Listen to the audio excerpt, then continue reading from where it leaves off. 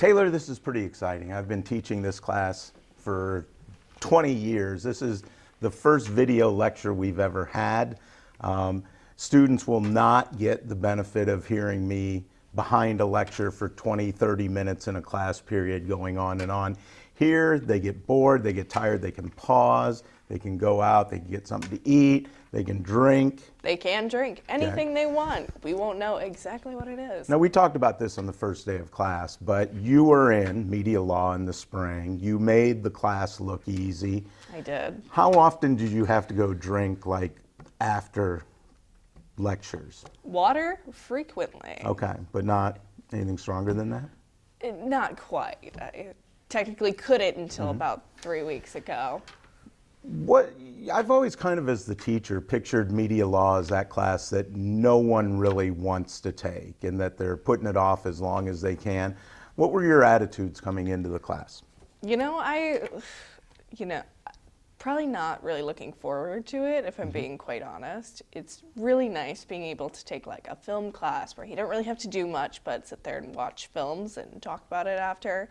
So the idea wasn't amazing, but I'd heard pretty good things. So I was going in, clean slate. I was going to see where I ended up. And I felt like very early on, I was like, oh, this is one of the few reasons why college is worth it, Not saying few as in like college isn't worth it, but it's expensive, and sometimes you are taking those classes and you're like, where am I gonna use this knowledge? And media law is one of those where even a couple weeks in, I was like, oh, I'm using this knowledge. Can you think of any examples of where that might have happened? Even like, I'd be out grocery shopping, like I'd be at Aldi, and Aldi has all of its own brands. It doesn't carry different brands. And I'd pick up like a thing of cream cheese whose artwork and font and logo looked just like a name brand, and it would like throw me off for a second, And like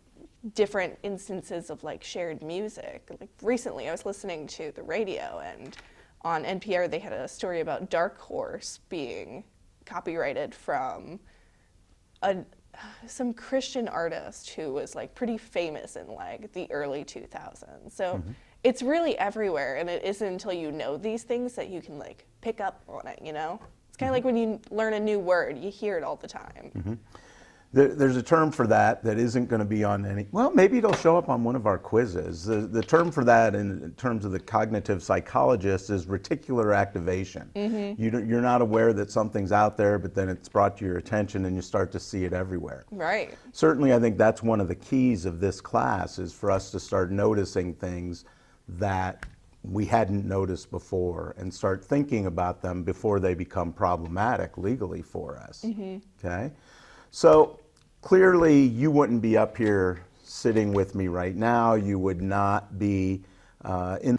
But yeah, because at the end of the day, like, even though I'm a media communications student, in my heart I'm like a scriptwriter and a content creator, and there's a lot of stuff. Like as soon as I left the class, I was like, wow, I need to learn, like, not only relearn what I just did, but I need to learn how to execute it. And I think that's something we're gonna help with this year especially, is like not only learning the what's and what questions to ask, but how to go about doing it yourself, which is something really unique. I think so. But I think, through the years, trying to differentiate students who are successful in this class and students who struggle, I've always thought that most days, even the kids who are in the front row doing online shopping, that when they leave class, they have a pretty good sense of what it is we've been talking about, what matters, what they really need to know about it. But the difference between the students who struggle and the students who do really well, in my mind, is that the students who do really well, they revisit the material. It's not just a matter of learning it in class and then doing nothing until it's coming up to a test. Exactly. And what they do is they go online and they read articles that are on our website, and they will apply what we've been learning in class. And if there's something they don't understand, they'll put a question online. Other people will come in and comment. Eventually I'll come in and comment. Yeah. But they're interacting with the material. One thing that you said that I think is really important is this idea of starting to notice things in your real life that you can apply what we've been talking about in class. Once you get to that point, you're getting a pretty good grasp of the material. So one reason we've gone this direction of online lectures is to give you all, the students, an opportunity to have more interactions, have more repetition with the material. You'll hear us talking about some things here. We will revisit the hard parts of them in class. You'll be able to answer questions in class. And then what we want to have the most fun, from our perspective, doing in class is coming up with unique ways for you to apply the material, whether it be mock trials or other types of, keep this clean, people, role play experiences. Yes, got to keep those people in the back row off Right. the computers. We too. are a law class, not a film class. That's right. Well, I'm worried now about if the front row people are online shopping. I'm really worried about what those back row people are looking at back there. So, but anyway, when we talk role play, keep it clean, people. I can name names from last semester. Oh, I can imagine. I can definitely imagine. So, we've talked a lot this summer. We have. And aside from the fact of you getting engaged this summer, pretty I big deal. did. You got engaged and my wife didn't divorce me. So I would say in terms of relationships, pretty successful for us. Hell yeah. Okay, so the other thing you've been working on, because you're big into improv, okay? I am. I am on 2 active teams and 1 inactive improv group. The first one is Deep Thought, THOT. We organize ourselves. We're a bunch of just friends who met at the improv shop. Some of us through classes there, some of us not. And yes, we perform. We probably are performing at the end of September. And the other team is a new team I just auditioned for. We are gonna pick a name, but for right now it's F-Stop, and we're gonna find one out for ourselves. But yes, I do lots of improv. I love comedy. When I was like a baby, when I was 2 years old, my parents would tell this story to everyone, but I would sit in my high chair and I'd make like people laugh around me, and then I'd like stop and I'd go like, hee hee, I'm so funny. So I had a tagline since day one. And your parents did not have the decency to tell you you weren't as funny as you thought you were. No, and look at where I am now, on On camera, screen. on That's right. stage. Now, the eventual goal is for you to be out in California writing. Yes, I love TV shows. I've always loved TV shows. I remember one time my grandma was babysitting me when I was in like 3rd grade, and she was like, well, what do you want to be? Because that's the obvious question you ask a 3rd grader, career advice. And she asked me, and I was like, oh, I'd love to make cartoons. And she looked very scared. But I've always loved TV. I love comedy, and being able to do that is awesome. So in the process of doing so, I am currently with one of my co-writers. We are making a YouTube channel, which I'm not going to quite name names yet because I don't want anyone to take the name. But You don't trust these people? I don't. I don't know these people yet. We're filming before we met the class. I think the bigger issue is you know me and you don't trust me. Yeah, you would go behind my back and trademark it just to mess with me. There is a possibility that's Yeah. true. Okay, so wait a minute. You're doing a YouTube channel, and media law comes into play with it because you just It dropped does. trademark on us. Yes, How's trademark come into that? Well, if you don't have your name trademarked, which is something I'm going to have to do, then there's a good chance that someone else could take it. So I went through like the process of looking it up with some help from my dear friend Larry and making sure that no one had the name of the sketch channel I wanted to have. So there are some qualifiers, you know, like there is different types of trademark too. So theoretically, my name could have been used for something completely different. So let's say it was used for like craft supplies, then I could probably get away with using a similar-ish name, you know? Kind of the beauty of this is, you know, this is an example of exactly what we're talking about with this class. And that is you to come out of it with the awareness as a media professional, as a media content producer, that things that you're working on, there's going to be legal implications to what you're doing. And Yeah. you want to be extremely careful. You bring the issue of trademark up, that A, you don't want to encroach upon someone else's trademark because you don't want to get sued. And then B, you want to make sure no one encroaches upon your trademark. And so you want to Right. make sure that you're registered and you have a strong mark. These are things we'll talk about down the road.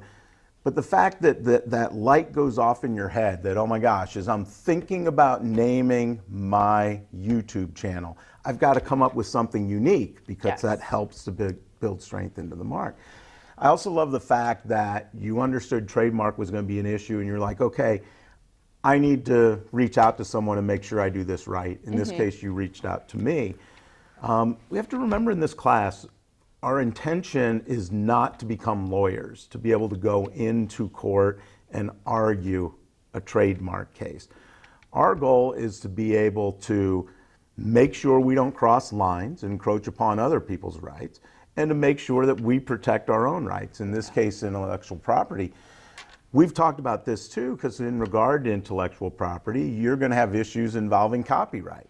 Yeah, and it's all about like protecting that intellectual property, creating like healthy contracts too. So as much as I love and trust like one of my best friends who I'm doing this with, I understand that that friendship makes it even harder. So before we even get the YouTube channel up and running, I ideally wanted to do it this summer, but you know, life got in the way. That dang engagement. That dang engagement. You know, he's just very thoughtless, He- Dylan. I know. Planned a whole trip for us, New York, to propose. I'm supposed to be a YouTube star by now. You were supposed to be working this whole time, Men. especially that man. Thankfully, he's gone in He's- California, giving you space so that you can I know. become a YouTube I sensation. can't even hold FaceTime close to me. I gotta put it across You've the room. got, you talked about you're getting into this enterprise with a friend. Have you approached your friend and said, hey, we're going to want to work out some contracts with our business? I brought it up. We've taken about a month hiatus just so like I could get engaged, enjoy the last month before my partner moved away. But soon our weekly meetings will start, and that will be a nice topic to have, which I expect it to go over smoothly. Let me pick up on one important point. I think it's extremely likely that the word hiatus will be the most sophisticated word that they'll hear from either of us this Yes. semester. You should have seen his face when I used the word ethos correctly. I was impressed. It really raised your ethos in my mind. It did. It really did. Your credibility just Yes. skyrocketed. But yeah, and another point I wanted to hit on is since it is a comedy channel and we will be doing sketches, often like spoofs of things, certain aspects like parody law also will come into play. So it could be quite possible that you guys will watch one of my comedy skits and determine whether I will be sued or not. Okay, that would be interesting, and I hope you're not. I read this summer a biography of Robin Williams, and I thought about you because he was accused multiple times in his career of stealing other comics material. And he would talk quite publicly about why that's okay in comedy. And I'm like, okay, that's a different culture. So maybe when we get around to copyright, we should talk about copyright in comedy. We should. It is very interesting, especially if you go back to like the history of stand-up, but I don't want to get into the Catskills. We got a lot to talk about. His thought was that kind of that idea that his imitation was the greatest form of flattery. He also talked about it in regard to the idea, if you come up with it, but I can make it funnier than you can, good on me, bad on you. So It's like a remix of a good song. So it's going to be difficult. You're going to have to figure out how to protect your creative work as a comedian. But we will see how that goes. One thing that we most wanted to get across this first week, whether we're in the classroom or whether it's here, is that a key part of this class is for you to start to make connections between what you're doing and what you want to do as a media professional and where these things intersect with the different areas of law. So when we talk about Taylor and improv, when we talk about Taylor as, you know, a YouTube sensation, there are legal things she needs to be aware of before she starts these endeavors to protect herself. Those are the things we want you to come away with this from this class with, whether you're in public relations or journalism or advertising or script writing or improv. We want you to be able to start to make the connections of, holy crap, I never knew what defamation was, but this impacts me as a professional. This impacts me as a human. If it's a privacy issue, okay, here's where privacy intersects and becomes an important part of my life. That's what we really want to stress this week. The sooner you can start to see how these issues of law impact you, the easier it is going to be for you to master them and figure out what you need to know. So that's kind of our first goal. Now, what you need to know is you're probably going to see at least one of these online lectures every week, okay? And you're going to need to really watch them, because then it enables us in class to be much more productive and take our thinking to a higher level. We'll let you know at the beginning of the week online if you're going to have one or two of these lectures. We're also going to let you know what readings online you're going to want to be doing. So make sure that you're spending time online and that you're interacting with your classmates, you're interacting with us, right? Now, when we get back to class, first big question that we're going to be taking on in the next lecture, how do we start to make sense of where we draw lines between what's acceptable speech and unacceptable speech? It's one of those things that I'm going to repeat about 1,000 times, you know. Yeah. Where do we draw lines between acceptable and unacceptable speech? And there's a point in which you probably get sick and tired of me hearing that. You know, week 13, you thought you'd never hear it again, but There it was. And there now, it was. next semester, you're hearing it again.